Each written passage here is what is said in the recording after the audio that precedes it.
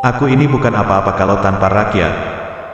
Aku besar karena rakyat, berjuang karena rakyat, dan aku penyambung lidah rakyat.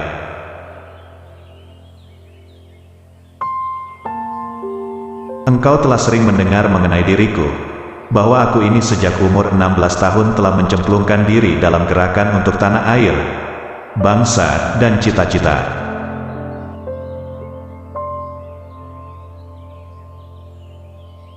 Aku tidak mengatakan bahwa aku menciptakan Pancasila. Apa yang kukerjakan hanyalah menggali jauh ke dalam bumi kami, tradisi-tradisi kami sendiri, dan aku menemukan 5 butir mutiara yang indah.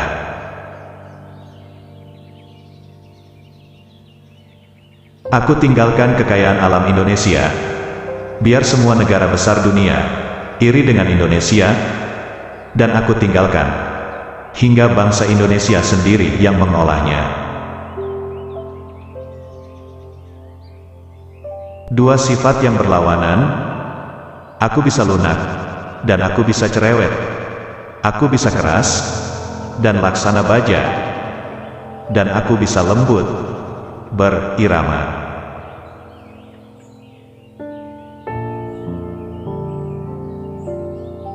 Tulislah tentang aku dengan tinta hitam atau tinta putihmu. Biarlah sejarah membaca dan menjawabnya.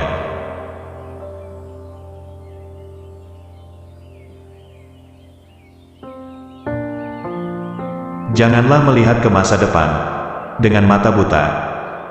Masa yang lampau adalah berguna sekali untuk menjadi kaca bengala daripada masa yang akan datang. Hidup bukanlah tentang aku bisa saja, namun tentang aku mencoba. Jangan pikirkan tentang kegagalan. Itu adalah pelajaran.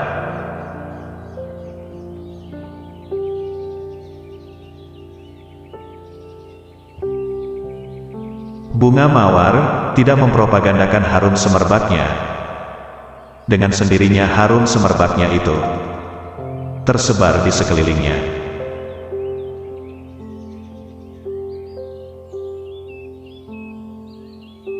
Berikan aku 10 pemuda, akan kugoncangkan dunia.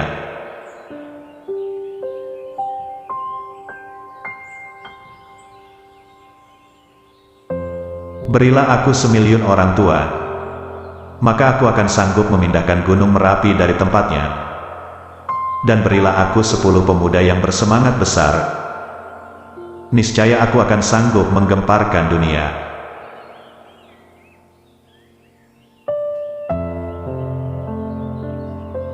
Barang siapa ingin mutiara, harus berani terjun di lautan yang dalam.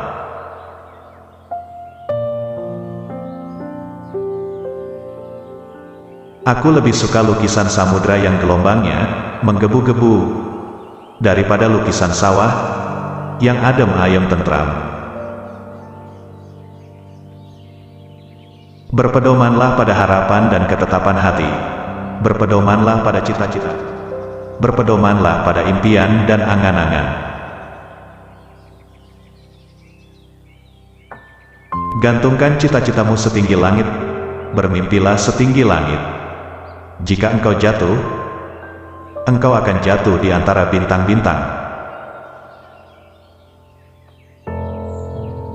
Belajar tanpa berpikir, itu tidaklah berguna. Tapi berpikir tanpa belajar, itu sangatlah berbahaya.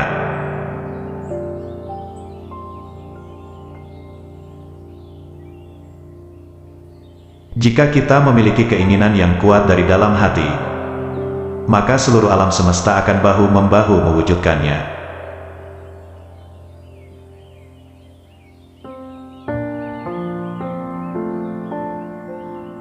Laki-laki dan perempuan adalah sebagai dua sayapnya seekor burung.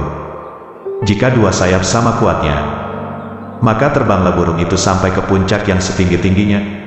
Jika patah satu daripada dua sayap itu, maka tak dapatlah terbang burung itu sama sekali.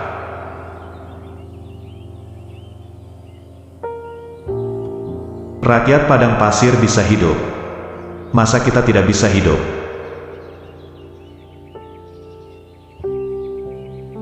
Sebelum Anda mengeluh tidak punya apa-apa, pikirkan tentang seseorang yang meminta-minta di jalanan.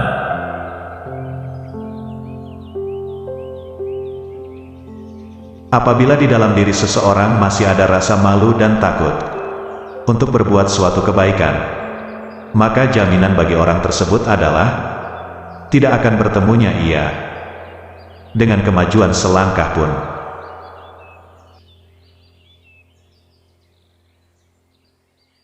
Bangunlah suatu dunia di mana semua bangsanya hidup dalam damai dan persaudaraan.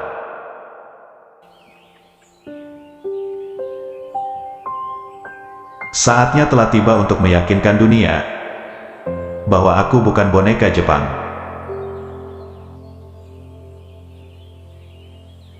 Dari sudut positif, kita tidak bisa membangunkan kultur kepribadian kita dengan sebaik-baiknya kalau tidak ada rasa kebangsaan yang sehat. Bangsa yang terdiri dari kaum buruh belaka dan menjadi buruh antara bangsa-bangsa, tuan-tuan hakim itu bukan nyaman. Tidaklah karenanya wajib tiap-tiap nasional mencegah keadaan itu dengan seberat-beratnya.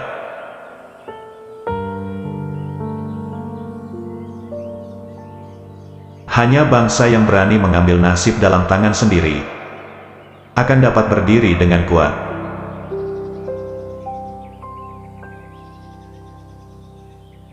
Kalau kita tidak bisa menyelenggarakan sandang, pangan, di tanah air yang kaya ini, maka sebenarnya kita sendiri yang tolol, kita sendiri yang maha tolol.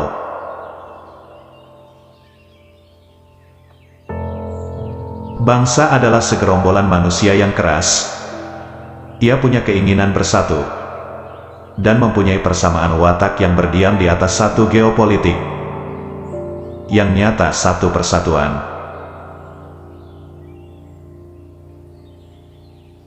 Kita bangsa besar, kita bukan bangsa tempe. Kita tidak akan mengemis, kita tidak akan minta-minta. Apalagi jika bantuan-bantuan itu diembel-embeli dengan syarat ini syarat itu. Lebih baik makan gaplek tetapi merdeka daripada makan bestik tapi budak.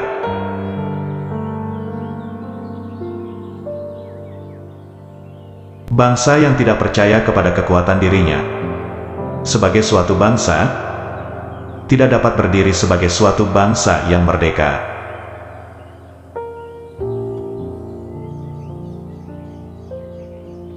Kalau pemuda sudah berumur 21 sampai 22 tahun sama sekali tidak berjuang, tak bercita-cita, tak bergiat untuk tanah air dan bangsa, pemuda begini baiknya digunduli saja.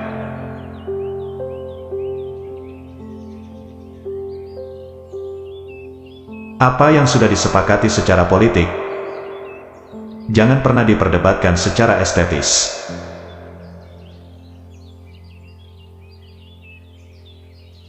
Bangsa yang besar adalah bangsa yang menghormati jasa pahlawannya.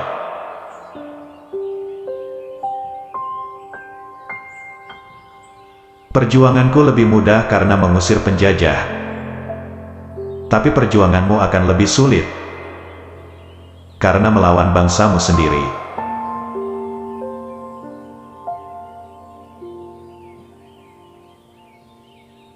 Dalam pidatoku, sekali merdeka tetap merdeka, ku cetus semboyan. Kita cinta damai, tetapi kita lebih cinta kemerdekaan.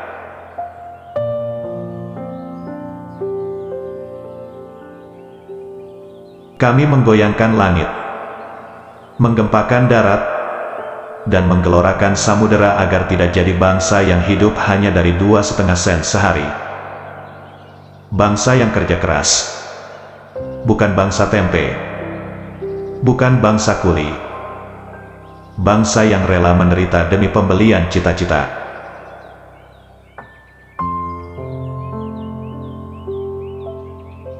Jikalau aku misalnya diberikan 2 hidup oleh Tuhan, Dua hidup ini pun akan aku persembahkan kepada tanah air dan bangsa.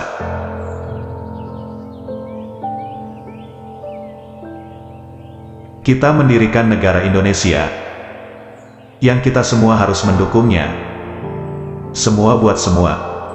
Bukan Kristen buat Indonesia. Bukan golongan Islam buat Indonesia. Bukan Hadikusumo buat Indonesia. Bukan Van Eck buat Indonesia. Bukan Niti Semito yang kaya buat Indonesia. Tetapi Indonesia buat Indonesia. Semua buat semua.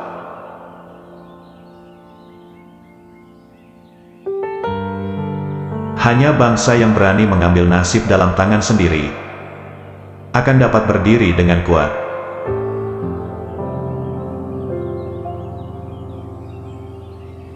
Perbaikan nasib ini hanya bisa datang 100%. Bila mana masyarakat sudah tidak ada kapitalisme dan imperialisme.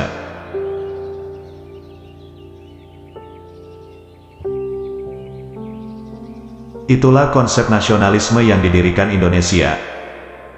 Bukan orang Jawa, bukan orang Sumatera, bukan orang Kalimantan, Sulawesi, Bali atau lainnya, tapi orang Indonesia yang bersama-sama menjadi fondasi satu kesatuan nasional.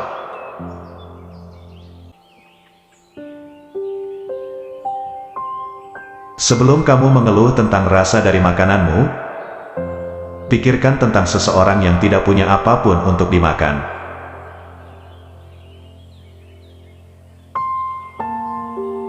Orang tidak bisa mengabdi kepada Tuhan dengan tidak mengabdi kepada sesama manusia. Tuhan bersemayam di gubuknya si miskin.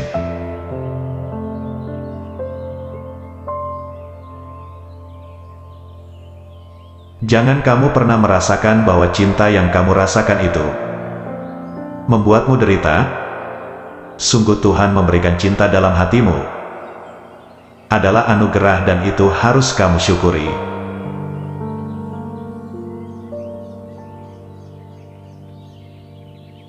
Jadikan deritaku ini sebagai kesaksian bahwa kekuasaan seorang presiden sekalipun ada batasnya, karena kekuasaan yang langgeng hanya kekuasaan rakyat, dan di atas segalanya adalah kekuasaan Tuhan yang Maha Esa.